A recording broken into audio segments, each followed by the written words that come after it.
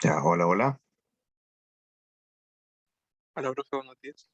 Buenos días, ¿se escucha bien o no? Sí, sí, todo bien. Bien, bien, bien. Hola Mario, ¿qué tal? ¿Qué tal?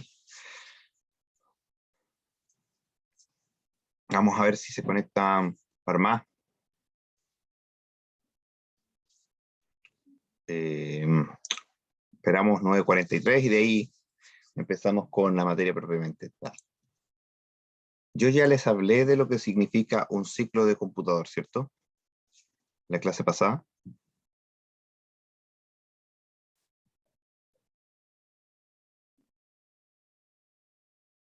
Sí, Yo ¿no? no pude asistir, profe. Pasó materia, ¿cierto? No, no, fue una clase introductoria, pero igual creo que les hablé de lo que es un ciclo de computadora.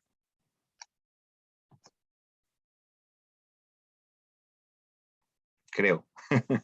No tengo tan buena memoria, por eso pregunto. Creo que no, profe. Creo que no. Ok.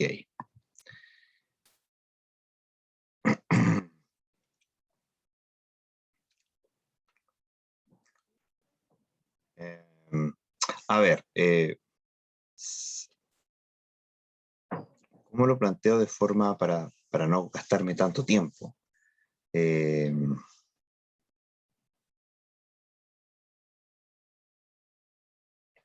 un ciclo de computador es un paso computacional, y un paso computacional es hacer algo, que es, por ejemplo, cambiar un bit. Eh, Su computador hace algo así como 4.000 millones de pasos computacionales por segundo, por eso tiene algo así como 4 gigahertz, ¿ya?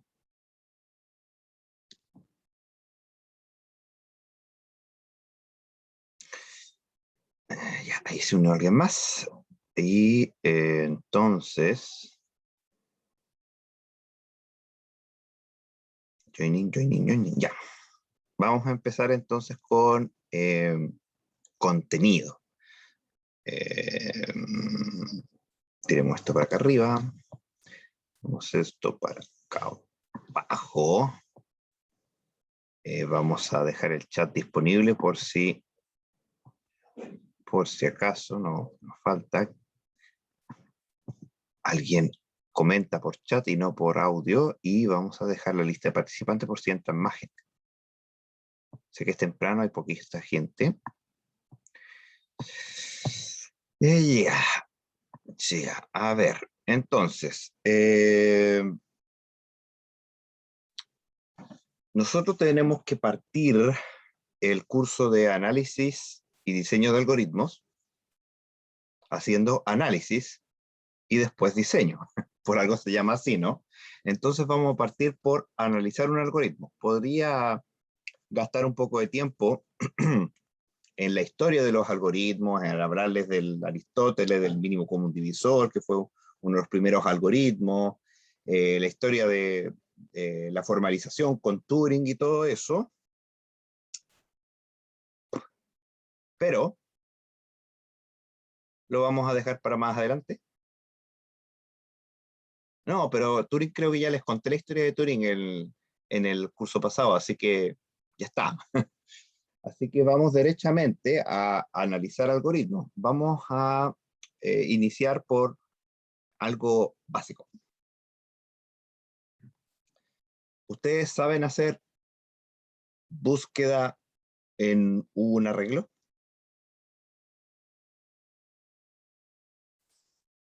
Voy a anotar un pseudocódigo y ustedes me ayudan. A ver, vamos a ver. Entonces estamos. Me disculpa la letra. No, búsqueda. Vamos a poner buscar. Buscar. Y voy a buscar un elemento A en un arreglo A mayúsculo. Entonces, si quiero buscar un elemento A en un arreglo A mayúscula, lo que puedo hacer es efectivamente hacer un ciclo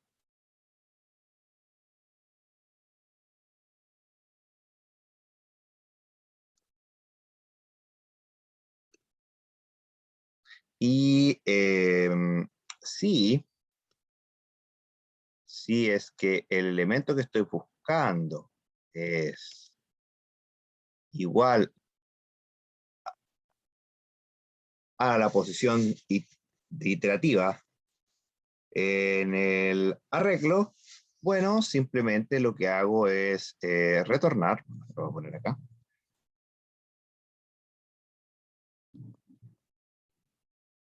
Retornar. No, ¿sabes qué? Lo voy a poner abajo para ayudarme a hacer el análisis. Retornar la posición. Algoritmo clásico de búsqueda secuencial. ¿Dudas? ¿Consultas? ¿Estamos bien? ¿Estamos mal?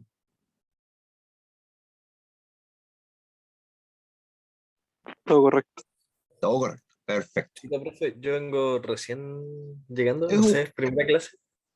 Hola. Hola. ¿Usted tuvo clase conmigo el semestre pasado? Sí, Ya, entonces sabe más o menos el mambo. Así que lo único que estamos haciendo es partir analizando algoritmos y para eso estamos ocupando un ejemplo simple. Esto es un ejemplo nomás, ¿ya? Para que podamos empezar a jugar. Entonces, eh, vamos a suponer que el elemento que estoy buscando es, no sé, la 2. Y vamos a suponer que nuestro arreglo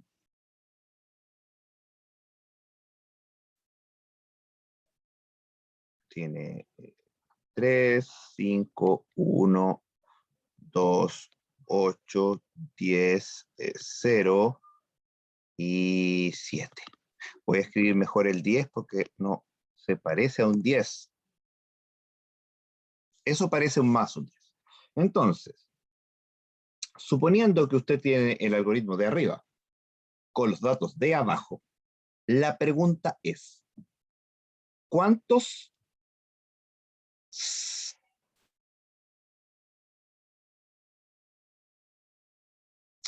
a ver, vamos a partir por la primera pregunta. ¿Cuánto tiempo demora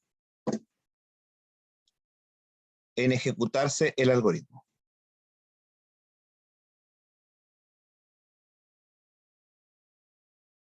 La pregunta es, ¿podemos determinar cuánto tiempo se demora este algoritmo o nos falta información?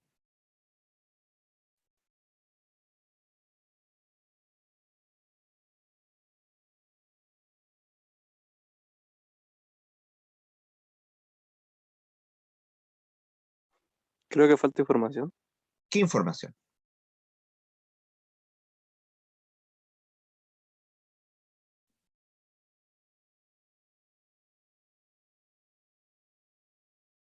Alexandra pregunta, ¿qué se contaría como un paso? Gran pregunta. Gran pregunta. En eso estamos iniciando. Como ustedes sabrán, deberían saber por lo menos, depende del computador en el que se ejecute el tiempo que se demore. Porque obviamente si ejecutamos un algoritmo en un computador del año del queso, no sé, en un Apple II, y si lo hacemos en un computador actual, los tiempos son muy dispares. Así que para determinar el tiempo, no. Lo que nosotros ahora vamos a determinar son los pasos.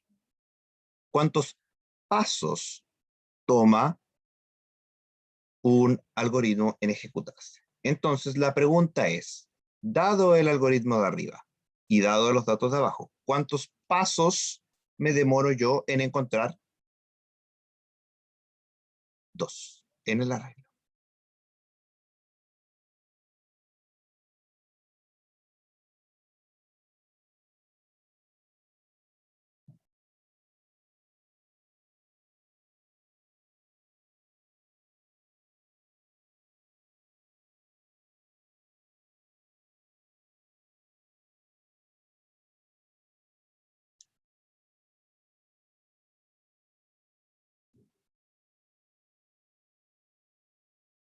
Estamos partiendo con un ejemplo simple para que puedan argumentar. Mario dice, la posición del número en el arreglo, ¿y ahí cuál sería esa posición?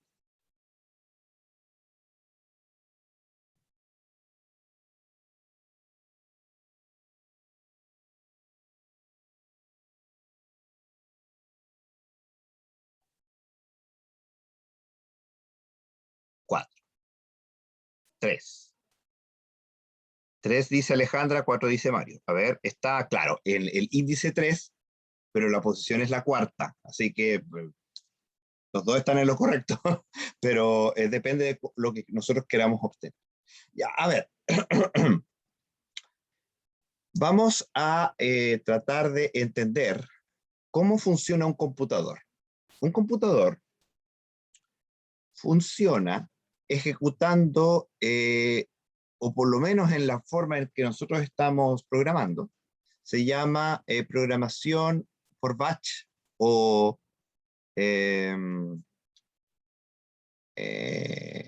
no me acuerdo el nombre técnico en español, pero la cosa es que vamos ejecutando una instrucción a la vez.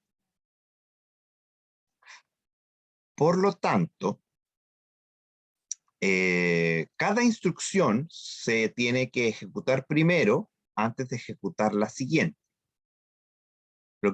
Simplemente lo que pasa acá es que vamos ejecutando esta, luego ejecutamos esta, y internamente hay un go-to hacia atrás y volvemos a empezar.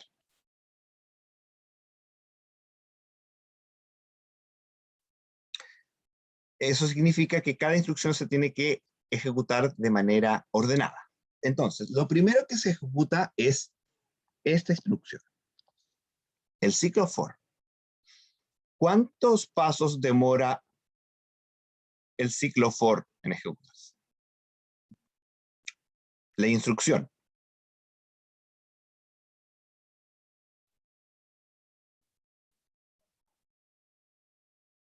Porque tiene que pensar que hay una CPU que tiene, en nuestro caso, 64 registros, donde cada registro es un bien, un 1 o un 0, y lo que hace el circuito interno es hacer circuitería, AND, OR y NOT y todas esas cosas. Eso es lo que hace una CPU. En un ciclo puede hacer una superconexión entre ellos. Entonces la pregunta es, ¿cuántos ciclos tomaría hacer un for? Si usted no sabe, yo tampoco. Porque qué sé yo cuánto se demora hacer un for. Así que le vamos a decir que se demora constante 1. No tengo idea cuánto vale constante 1, pero por ahora llamémoslo constante 1. El punto es que, ¿cuántas veces se ejecuta la instrucción for considerando los datos de abajo? Eso sí deberían ser capaces de responder.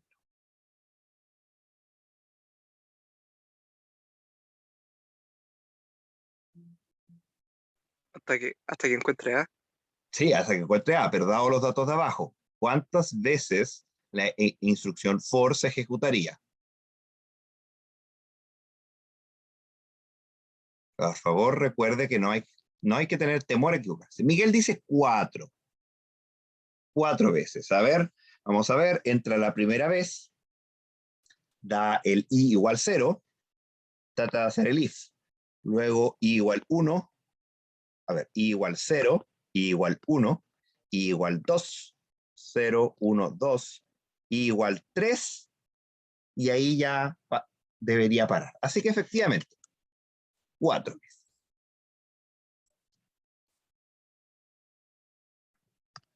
Luego de eso, en la siguiente instrucción tenemos un if con una comparación. Entonces, ¿cuánto se demora el if en ejecutarse? No tengo idea, así que le voy a llamar constante 2. ¿Y cuántas veces se ejecutará este if?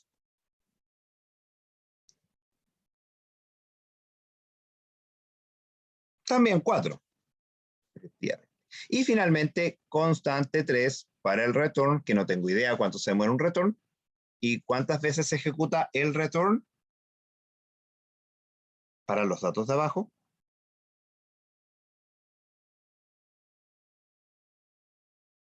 Una vez. Una sola vez, efectivamente, porque el if solamente es sí cuando el dato coincide y de ahí retorna y paramos. Por lo tanto, el tiempo que se demora buscar tiempo en cantidad de pasos, dado los datos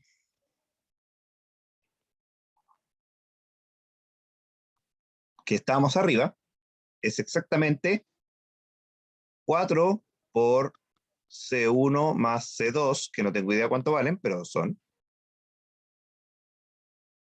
más C3. Eso es lo que se demoraría en cantidad de ciclos, ¿ya? Si lo queremos medir en cantidad de ciclos. Ahora, nosotros queremos obviar todas estas constantes porque realmente no nos aportan información. Lo que realmente nos importa es ese 4 que está ahí. Por lo tanto, nosotros determinamos algo que se denomina la operación relevante. ¿Han escuchado el término operación relevante antes?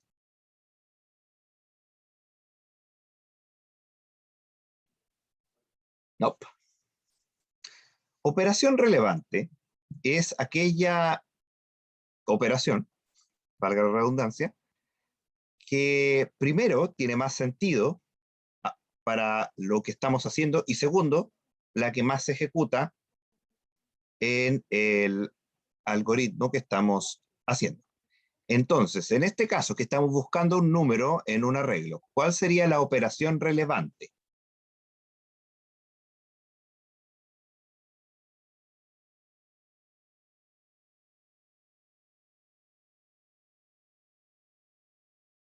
El for.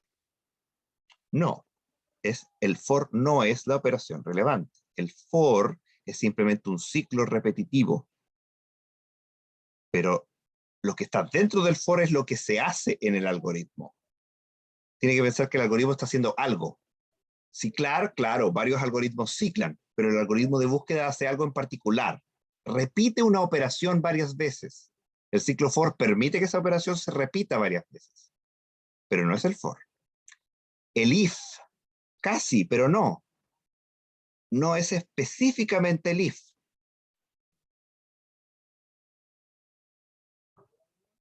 El return no, porque tampoco es, no retornamos, incluso se repite una sola vez.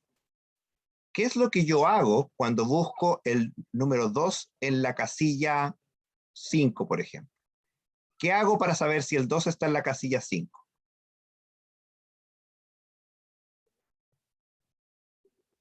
Estábamos tratando de analizar un algoritmo, Rodrigo.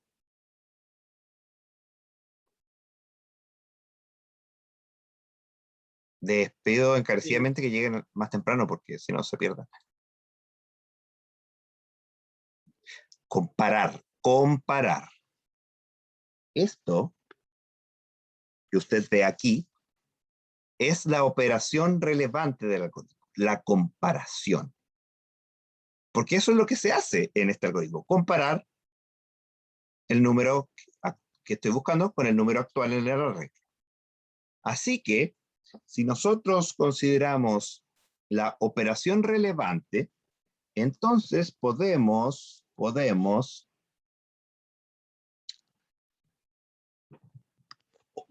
obviarnos de todas estas constantes y hacer el cálculo de nuevo. El tiempo que demora el algoritmo buscar en cantidad de operaciones relevantes, considerando las entradas que estábamos anteriormente, es en operaciones relevantes, ¿cuántas? ¿Cuántas operaciones relevantes hago?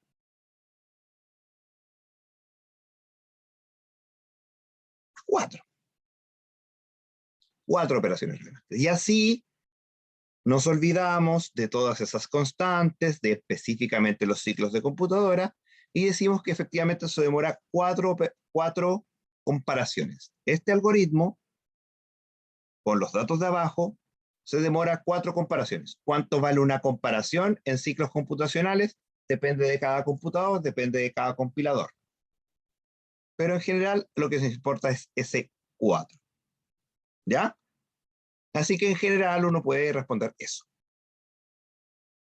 ¿Se entiende? ¿Alguna duda?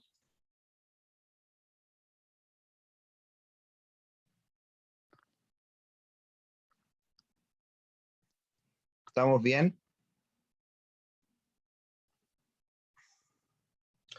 Vamos a hacer un poco más generales. Supongamos, vamos a suponer que el largo de A lo vamos a determinar con el carácter n. ¿Ya?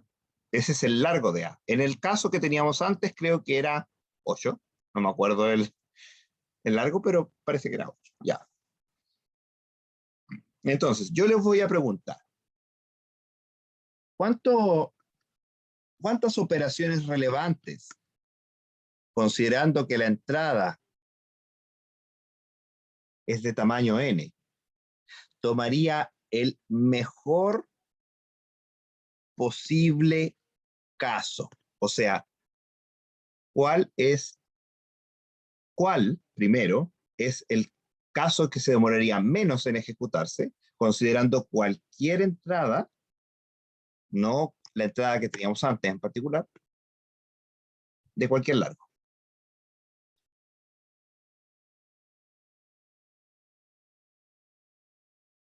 ¿Cuál sería ese caso? O en operaciones relevantes, obviamente. ¿Cuántas operaciones relevantes al mínimo puedo El hacer? primero, 1. El primero, considerando que en el arreglo supuesto que yo tengo, que es de tamaño n, el elemento A que estoy buscando efectivamente esté en la primera posición. Ese es el mejor caso.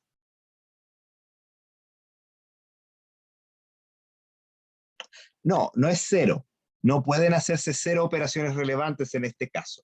Está en la posición 0, pero la cantidad de operaciones relevantes es 1. ¿Ya?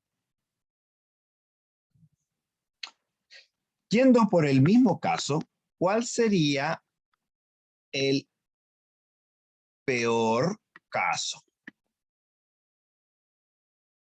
En la misma lógica. ¿Cuál es la peor cantidad de operaciones relevantes que puedo realizar considerando este algoritmo, dado que la entrada es de tamaño n? N operaciones N más relevantes. 1.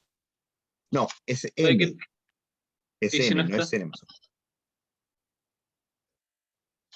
Si no está en el arreglo. Igual se demora n operaciones relevantes, porque compara con el primero, con el segundo, con el tercero, con el cuarto, con el quinto, con el sexto, con el séptimo, hasta con el n. Y si la respuesta en el último es sí o no, si es sí, ejecuta el retorno, si es no, se termina. No hace una nueva comparación. ¿Se fija? Sí. ¿Sí? Así que en este caso, como lo tenemos construido, da lo mismo si es que está o no está, en términos de cantidad de operaciones relevantes. Obviamente, el peor caso es si nos vamos al detalle, si nos olvidamos de la operación relevante, el peor caso es que esté. ¿Por qué? Porque en el caso en el que esté, la respuesta es afirmativa y tengo que ejecutar esta instrucción. En el caso en que no esté, se va aquí y aquí no hay más instrucciones. Entonces ejecutaría una instrucción más, el return, en el caso en que la respuesta es positiva, o sea que está en la última posición. ¿Ya?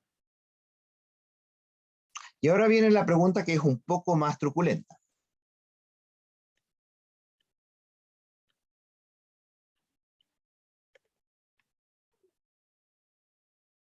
El caso promedio. ¿Cuál es el promedio de tiempo en que nosotros nos tomaría ejecutar un algoritmo, considerando cualquier entrada?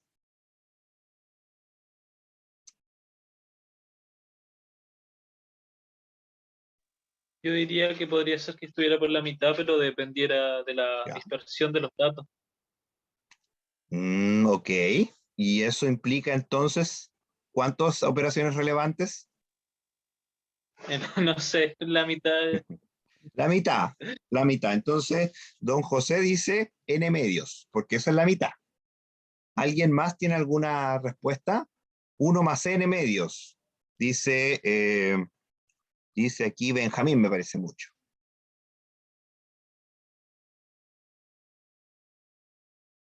Si alguien me dice cuál es y por qué, se gana 3 décimas para el primer certamen.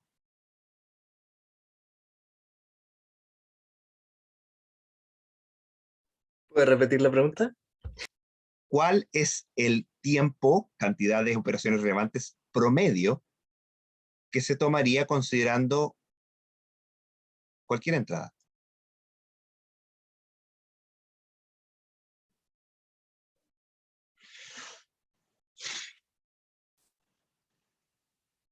Pues voy a dar un minutito para que piensen a ver si es que se quieren ganar las décimas.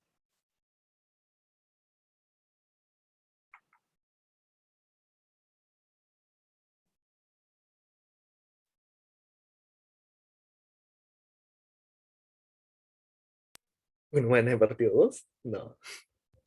A ver, n partido 2, ¿por qué? Digo, para sacar el promedio. Sí, pero ¿por qué el promedio sería n medios? Yo lo estaba viendo porque era A. O sea, de primero estaba viéndolo porque era el mejor con el peor y partido 2, pero Ya, el mejor con el peor partido 2. No, no. En este caso, bueno, en este caso podría coincidir, digo podría, porque una de las dos respuestas correctas es n medios, pero no es por eso. Coincide simplemente. Ya, me imagino que no tienen el argumento. A ver, cuando yo digo promedio, me estoy refiriendo a la suma de todos los casos dividido por la cantidad de casos totales. Eso es un promedio, ¿sí o no? Cuando saca los promedios de notas, cuando es un promedio lineal, obviamente, usted toma todas sus notas, las suma y las divide por la cantidad de notas. Esto es lo mismo. Así que vamos a tomar en cuenta todos los casos. Entonces tenemos que ponernos en el contexto.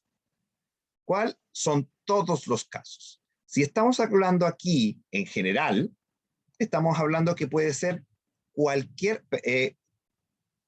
Benjamín dice Gauss, está cerca, pero cuidado, cuidado. ¿Por qué? Porque este no es exactamente Gauss. En este caso, en el segundo caso sí. Eh, porque si consideramos que el arreglo es estático y la entrada puede ser cualquier entero, ojo, cualquier entero, entonces tenemos los siguientes casos. El caso en que el entero esté en la primera posición. Otro caso, el caso en que el entero está en la segunda posición. Otro caso, en el que esté en la tercera posición, hasta que esté en la última posición. Y ahora tengo que sumar todos los casos de todos los demás enteros en los cuales no esté en ninguna posición. Como son n, entonces tengo todos los enteros que no son los n que están en las n posiciones, que no los encuentro. Ejemplo, suponga usted que yo tengo un arreglo que tiene el 1, el 3, el 2 y el 8. Entonces, el 1 se demora 1, el 3 se demora 2 operaciones relevantes, el 2 se demora 3 operaciones relevantes, el 8 se demora 4 operaciones relevantes. Ahora, el menos 1.000.000 se demora, ¿cuántas operaciones relevantes? 4. El menos 999.999 se demora 4. El menos 999.998 se demora 4. El menos 999.997 se demora 4 comparaciones. El menos 999.000, creo que me entienden la idea, ¿no? ¿Cuántos enteros hay, computacionalmente hablando? ¿Quién me puede responder esa pregunta?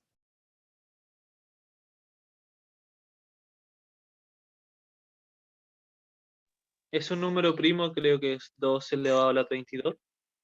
Ese no es un número primo, pero sí es correcto lo que usted dice, es 2 elevado a 32. ¿Por qué? Porque se representa en binario y hay 32 bits posibles, entonces son 2 elevado a 32. Así que efectivamente, en los otros 2 elevado a 32 casos menos n, porque obviamente son todos los números menos los que están ahí incluidos, suponiendo que no se repiten, se demora tiempo n. Y esto se divide por la cantidad total de casos, 2 elevado a 32. Eso es aproximadamente n.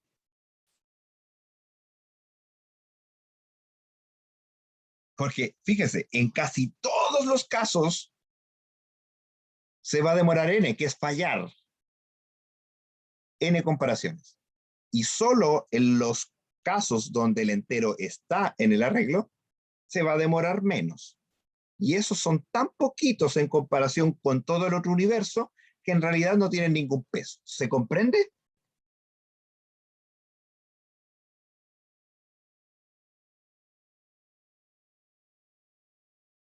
Sí, perfecto. Ya, ese es un caso, ¿ya? Pero también hay otro promedio, porque este es asumiendo eso. Ahora vamos a asumir otra cosa.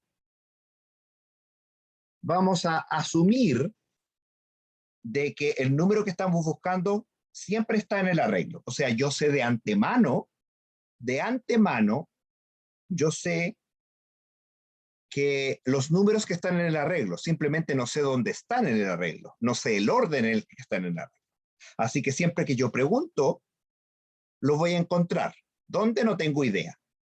Entonces ahí, la cantidad total de casos es n, porque como yo solamente pregunto por elementos que están en el arreglo, la cantidad que tengo es n.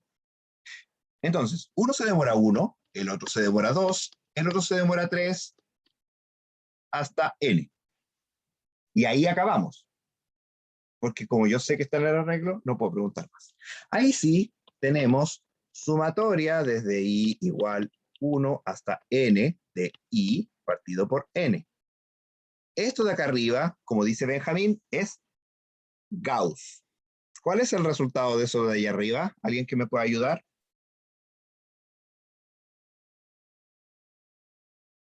¿La sumatoria de Gauss?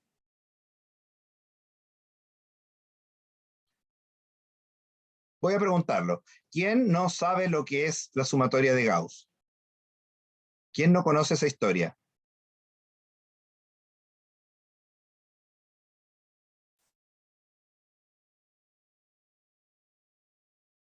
¿Todos saben qué es la sumatoria de Gauss? Si todos saben, por favor, alguien que me lo diga. No me acuerdo. Ya. Lo que pasa es que una profe, esto cuenta la historia, parece que es real, pero no, el contexto puede que varíe. Un o una profe en las épocas pretéritas del año del queso, estaba aburrida de los cabros chicos que metían ruido y les dijo, ya saben qué, se me van a sentar todos los mocosos y me van a sumar del 1 al 100.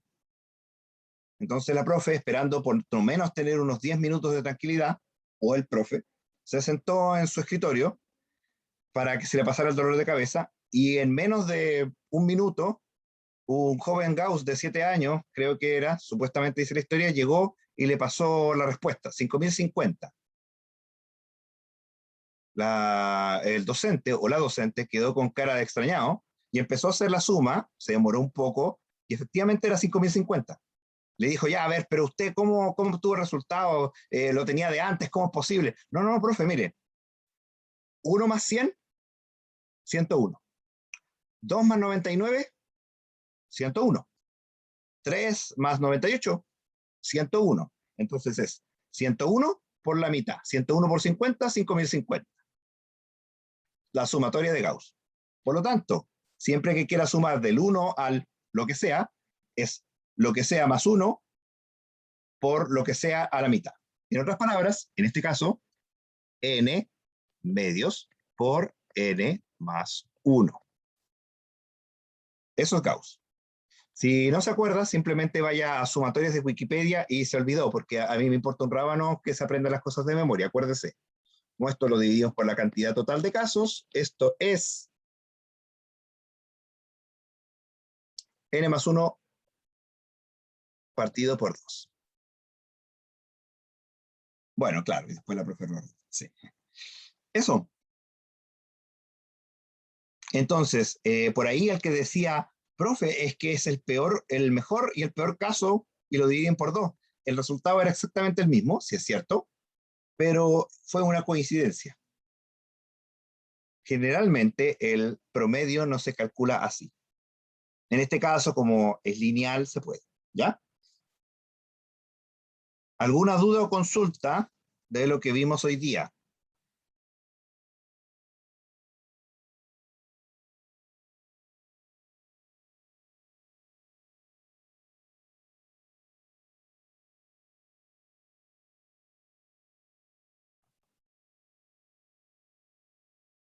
¿Estamos ok? ¿Estamos de acuerdo? Perfecto, perfecto.